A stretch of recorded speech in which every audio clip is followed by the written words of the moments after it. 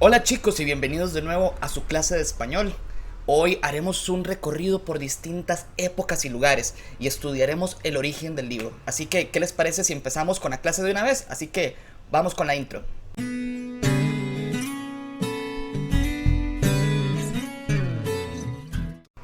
Y aunque aquí en mi casa no tengo una TARDIS como la de Doctor Who, It's called the TARDIS. It can travel anywhere in time and space. gracias a las maravillas del internet vamos a poder viajar hacia el antiguo Egipto. Así que, ¿me acompañan? Sí, ese grupo de personas que vemos en las películas de Semana Santa es el antiguo Egipto. Cuando ellos no pasaban construyendo pirámides o impidiendo al pueblo hebreo salir, a los egipcios les daba por escribir. Y como escribir sobre las paredes era algo que molestaba a las mamás egipcias y también a las mamás ticas, inventaron el papiro. El papiro es una planta a la que se le saca la parte central del tallo, a esa parte se llena de humo y luego se pone a secar durante algún tiempo. Añadiré un video en la parte de arriba para que ustedes puedan ver cómo es que se hace un papiro. Los papiros fueron muy útiles ya que ayudaron a alivianar el peso de llevar grandes piedras, que era la forma en cómo se escribía anteriormente a este tiempo. Sin embargo, contaba con un gran problema, y es que, por ejemplo, si alguien se equivocaba mientras escribía en el papiro, pues ya no había chance de poder borrar, ¿verdad? Porque realmente sobre este tipo de planta es imposible cambiar algo, entonces, y aparte se ve muy feo poner un tachón, algo por el estilo. Por eso, hacia el siglo III a.C., en la región de Pérgamo, se inventó una nueva forma de poder escribir y poder manejar este tipo de documentos, y esto se llamó el pergamino.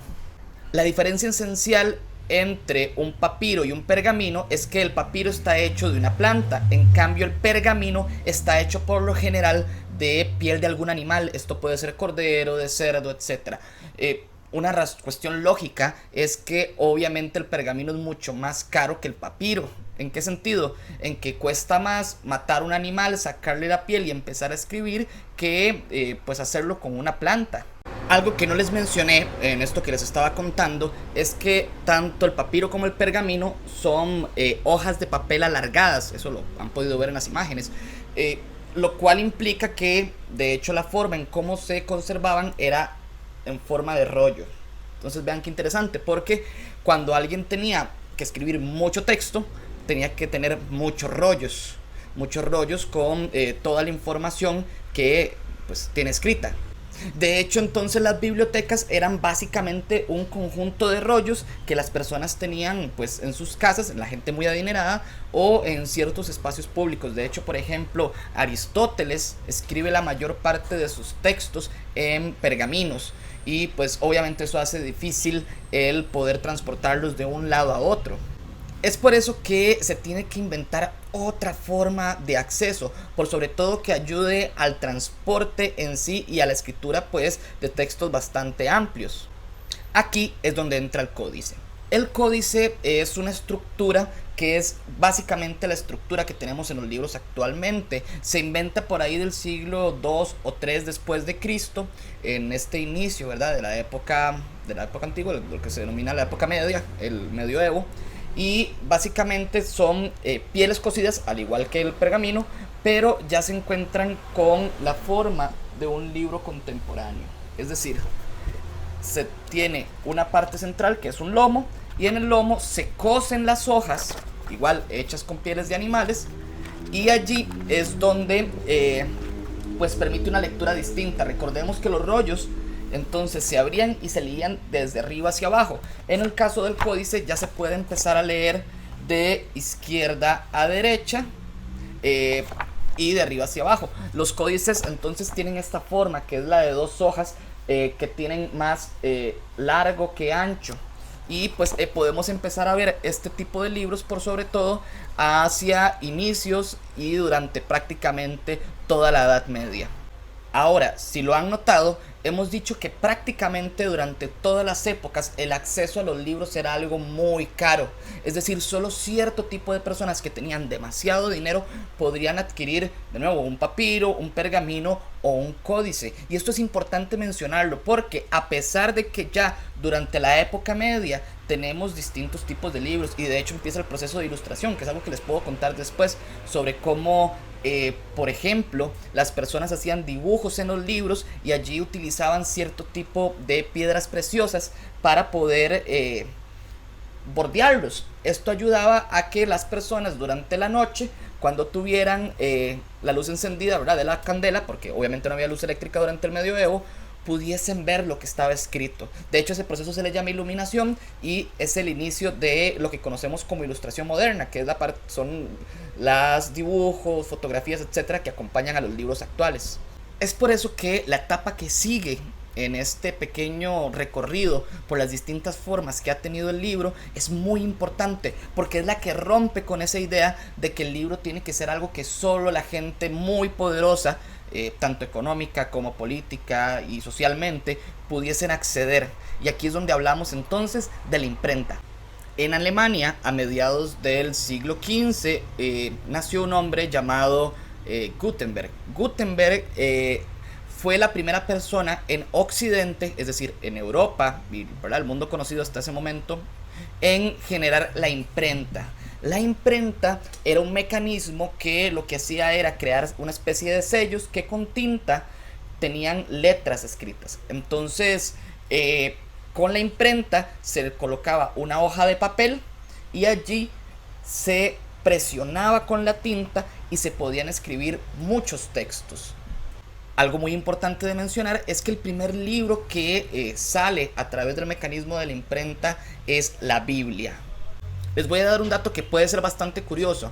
Antes de la imprenta, es decir, durante todo el proceso previo, aunque ya se habían industrializado ciertos procesos de creación de libros, hacer una Biblia implicaba un gasto de cerca de 3 a 4 años para poder que saliera. Y recordemos que estas Biblias estaban creadas en formas de códice, donde había que agarrar la piel del animal, secarla, escribir, etc. Sin embargo, a partir entonces de que Gutenberg empieza con su proceso de industrialización de la imprenta, una Biblia podía salir en menos de un mes. Claro, a este punto tal vez nos parece demasiado tiempo. ¿Cómo van a durar un mes haciendo una Biblia? Pues bueno, en aquella época pasar de 4 años a un mes era algo impresionante. Ahora piensen en qué tan importante es este invento de la imprenta de Gutenberg, que inclusive actualmente es el mecanismo donde se difunden mayor cantidad de libros. Y para eso quiero mostrarles un pequeño video donde podemos ver cómo ha sido esa evolución desde la imprenta de Gutenberg, que ya les mencioné, hasta lo que podemos ver ahora, que es inclusive crear libros en una impresora en menos de una hora. Una modalidad nueva. Sí, y van a ver porque es muy curiosa, la del libro que te imprimen en el acto, una forma de reducir gastos de almacenamiento y evitar stocks. Libros que te llevas como el pan, recién hecho. Lo hemos encontrado en esta librería de Sevilla. Hola, buenas. Hola. Vengo preguntando por el diamante de Moonfleet. No sé si lo tenéis. Sí, no lo tenemos, pero si te esperas 7 minutos te lo hacemos en tiempo real. Se llama Dragona. Esta innovadora máquina de esta librería de Sevilla te permite imprimir libros en tiempo récord.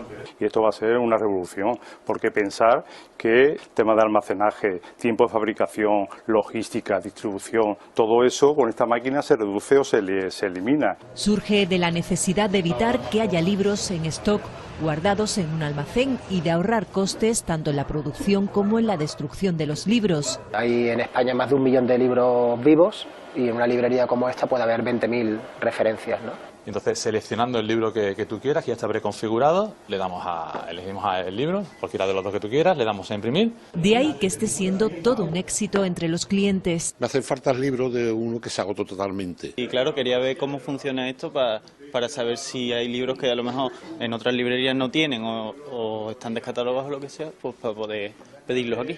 Es la librería del futuro, que de momento pertenece solo a una editorial, aunque ya hay otras interesadas en sumarse al proyecto. La librería del futuro, ya lo es.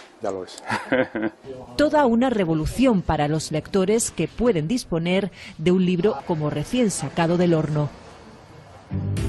qué mejor que quedarse leyendo o viendo 4 y Mediaset con el tiempo que está haciendo. Tengan mucho cuidado y estén atentos a la información meteorológica. Pues sí, nosotros estamos atentos también. Les esperamos el próximo sábado. Disfruten de la semana. Adiós. Feliz semana. Impresionante a lo que hemos llegado en este momento. Sin embargo, no nos quedamos allí. En la actualidad y desde hace más o menos una década, la industria del libro digital se ha expandido. Cuando hablamos del libro digital nos referimos a los libros creados en PDF o en otros formatos que de manera digital a través de la computadora se pueden leer, donde no es necesario tener el libro de manera física para poder acceder al texto. Y esto es muy interesante porque a pesar de que esta modalidad tiene poco más de una década, la mayoría de gente sigue prefiriendo el libro físico. Eso no quiere decir que sea una especie de lucha o algo por el estilo. Yo creo en particular que ambos tipos de libros pues se pueden mantener. Ahora, existen formas también para poder leer, y eso es en libros digitales, y eso es muy importante. No se trata nada más de utilizar la computadora. De hecho, existen aparatos particulares como la gente de Kindle, que tiene lectores que sirven y están diseñados, máquinas que sirven particularmente para que el proceso de leer no sea tan difícil como pasar pegado a la computadora así con los ojos chinos, sino pues justamente sea algo más placentero. Y antes de finalizar este video, quiero hacer una última reflexión en torno a la importancia del libro. A lo largo de distintas partes de esta clase les he mencionado que el libro, históricamente hablando, ha sido un material sumamente caro, de difícil acceso.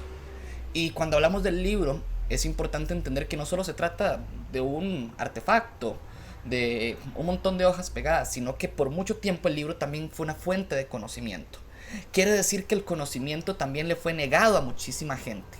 Como les dije, desde los tiempos del Antiguo Egipto hasta los tiempos de los pergaminos, hasta los tiempos durante la Edad Media, el libro fue un artefacto casi que soñado. Solo la gente, básicamente, de la iglesia, es decir, del clero, y la gente muy poderosa, generalmente relacionada a la realeza, es decir, a los reyes, etcétera, a los diferentes pueblos, podían acceder a un libro. Y no solo eso, sino que aunque pudieran acceder económicamente a un libro, muy poca gente sabía leer y escribir. Es por eso que tenemos que ser agradecidos en la época en la que estamos, donde podemos tener acceso a la información, donde se abarataron los costos de los libros y gracias a eso es la imprenta, ¿verdad? Y podemos entonces acceder a esta información. Desde ese punto de vista, el libro no solo es un artefacto más.